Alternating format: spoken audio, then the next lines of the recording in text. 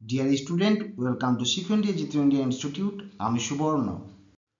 আজকের ক্লাসে তোমাদের ক্লাস 10-এর চ্যাপ্টার 6 কোষে দেখি 6.1-এর কোশ্চেন নাম্বার 3 এবং 4 সলভ করব।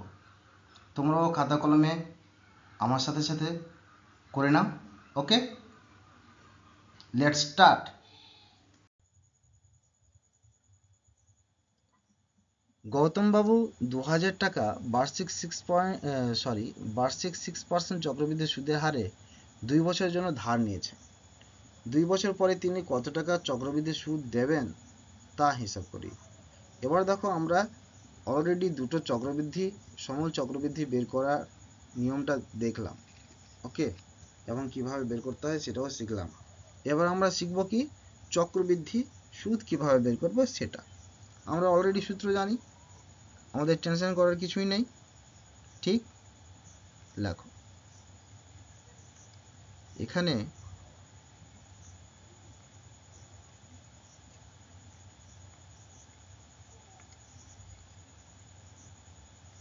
আসল,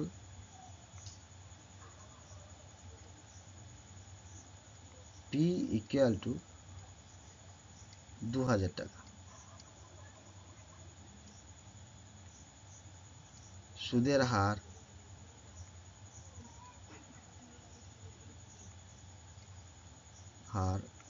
ব্র্যাকেটে আর equal to 6%। Okay,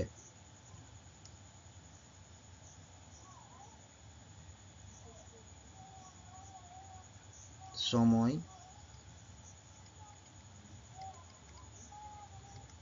n equal to 2 বছর, অতএব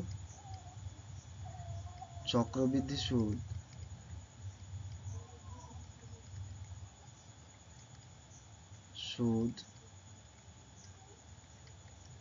সি আই ইকুয়াল টু কি লেখা যায়, P into 1 plus r by 100 to the power n minus P. ঠিক, এটা সূত্র ছিল। এবার এই সূত্রতে মানগুলো বসিয়ে নাও। ওকে, দেখো তাহলে পিটাকে কমন নিয়ে নাও।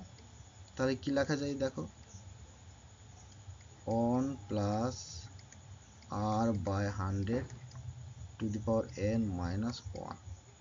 তাহলে এটা সূত্র দাঁড়ায়। হ্যাঁ, এবার এই সূত্রে মানগুলো তোমরা বসিয়ে নাও। তাহলে equal to 2000 into 1 plus 6/100 square minus 1।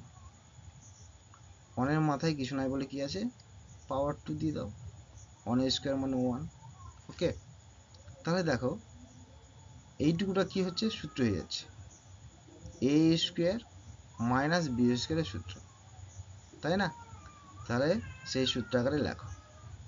তাহলে লিখলে কি পাওয়া যায়, equal to 2000 into 1 plus 6/100 plus 1 একবার ইন্টু 1 প্লাস 6/100 মাইনাস 1। তাহলে হলো 2000। তাহলে এখানে কি হচ্ছে, 1 plus 1 equal to 2 plus 6/100। Okay, into এখানে মাইনাস 1 প্লাস 1 কেটে গেল, তাহলে হয়ে যাচ্ছে এখানে 6/100। ওকে, এখানে 2 নিচে কিছু নেই বলে কি আছে, 1 আছে। একইভাবে ভগ্নাংশের যোগটা করে নাও। তাহলে কি দাঁড়ায় দেখো, 2000 ইন্টু এটা দাঁড়াবে 206/100 ইন্টু 6/100।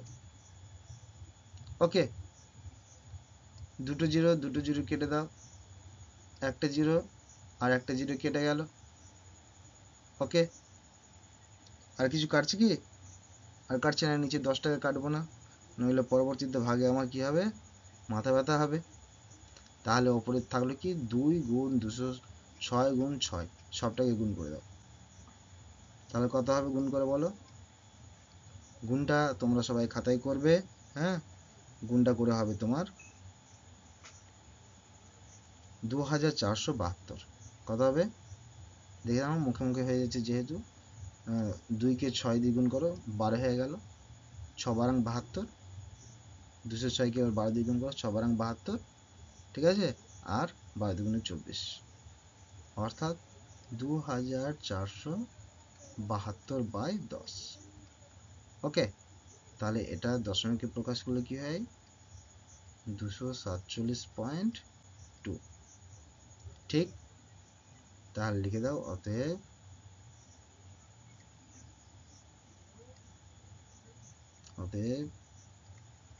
তিনি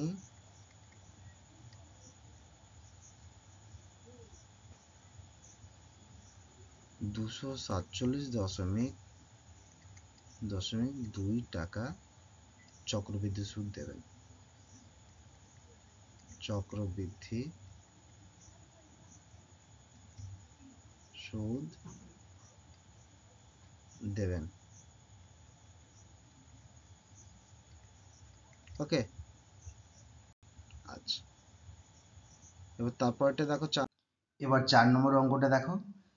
30,000 টাকার বার্ষিক 9% চক্রবৃদ্ধি সুদের হারে 3 বছরের চক্রবৃদ্ধি সুদ নির্ণয় করি। ওকে, দেখো এই অঙ্কটা একইভাবে করো 3 নম্বরের মতো। দেখো এখানে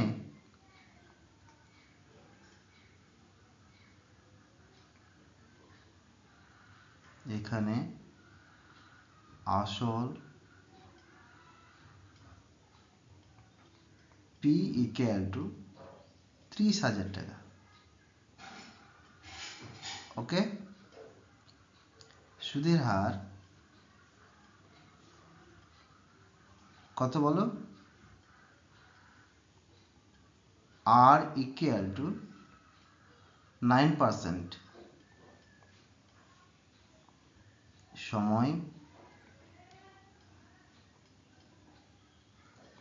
n ইকুয়াল টু 3 বছর। অতএব নির্ণেয় চক্রবৃদ্ধি সুদ,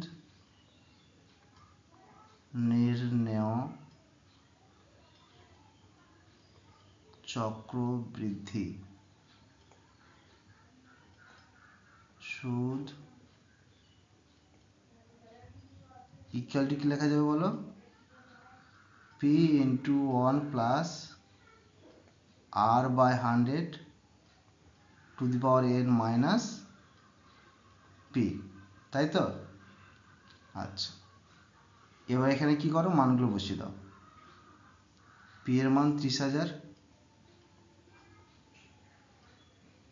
1 plus 9/100 two the power cube minus 30,000। ওকে, আচ্ছা, 1 এর নিচে কিছু নেই বলে কি আছে, এখানে 1 আছে। এবার 30,000কে আমরা কি করব, কমন নিয়ে নেব। কমন নাও, 30,000। এখানে 1 এবং 100 লসাগু কি হলো? 100 হয়।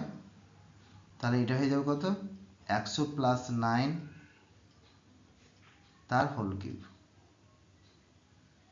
এখানে আমরা কি করেছি, 30,000কে কমন নিলে সেকেন্ড ব্র্যাকেটে চলে আসবে। ওকে, আচ্ছা, ইকুয়াল টু 30,000 সেকেন্ড ব্র্যাকেট, তাহলে হচ্ছে কত, 109/100 তার হোল কিউব মাইনাস 1, ঠিক। এবারে দেখো 109 এর কিউব করতে হবে, আর নিচে যে 100 আছে 100 এর কিউব করতে হবে। তাহলে 109কে 109 দিয়ে গুণ করো প্রথমে, মানে আমরা তিনটা 109কে গুণ করবো। ওকে, তো 109কে 109 দিয়ে গুণ করে রাখে, তাহলে কত হলো বলো? 9 9 81, 1। তাহলে 9 এর সাথে শূন্যের গুণ করলে কি হয়ে যায়, 0 হয়ে যায়। 0 সাথে 8 যোগ করলে 8, 9 1 কে 9। আচ্ছা, তাহলে 0 আছে বলে আমি কি করলাম, আর একটা স্কিপ করে দিলাম, লিখছি না। এবার দেখো 1 দিয়ে গুণ করো, 901। তাহলে হচ্ছে 9 8 9 9 18, 18 8 হাতে থেকে 1, শূন্যের সাথে 1 যোগ করো, 1 হয়ে গেল। ওকে, আবার একে কি করো, 109 দিয়ে গুণ করো, সেম একইভাবে। তাহলে 9 দিয়ে গুণ করলে কত হবে বলো, 9 1 9।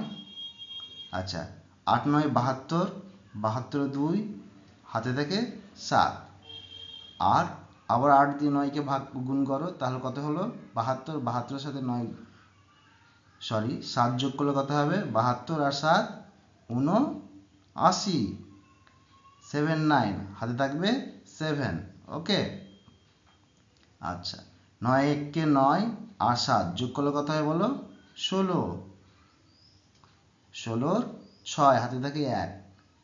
আচ্ছা, এবার 9 1 9 আর হাতের 1 10, তাই তো, ইন্টু 0 আছে বলে স্কিপ করে দিলাম। এবার 1 দিয়ে গুণ করো, তাহলে 1 8 8 1 1। এবার সবটাকে যোগ করে দাও, তাহলে 9 হলো, 2 হলো, তাহলে 9 আর 1 10 হয়ে গেল। ওকে, 6 আর 8 যোগ করলে কত হয়, 14, 14 1 15। ওকে, 8 আর হাতের 1 কত হয়ে যায়, 9 হয়ে যায়, আর এটা হচ্ছে 2 1। তার মানে কত হলো বলো তো, 12,95,029। তাহলে লেখো এখানে, এই দাগটাকে একটু বাড়িয়ে দাও, 30,000,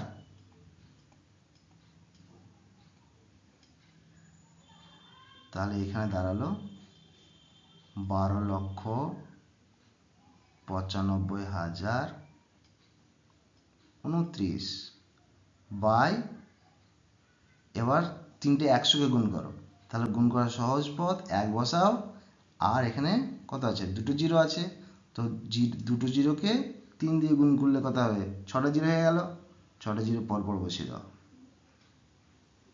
4 5 6। ওকে, -1। এবার কি করব, এখানে ভগ্নাংশের বিয়োগটা করো, 1 এর নিচে কিছু নাই বলে কি ধরলাম, 1 ধরলাম। এখানে যেভাবে করেছি সেম ভাবে আমি এখানেও করব। ওকে, দেখো, তাহলে এটা কি দাঁড়াচ্ছে, 30,000, তাহলে লসাগুলো হয় কত, 10 লাখ, 10-এর পরে 5টা 0। ওকে, 12 95 0 29 মাইনাস 10 লাখ, জায়গা হচ্ছে না, এটা মুছে দিচ্ছে। হ্যাঁ,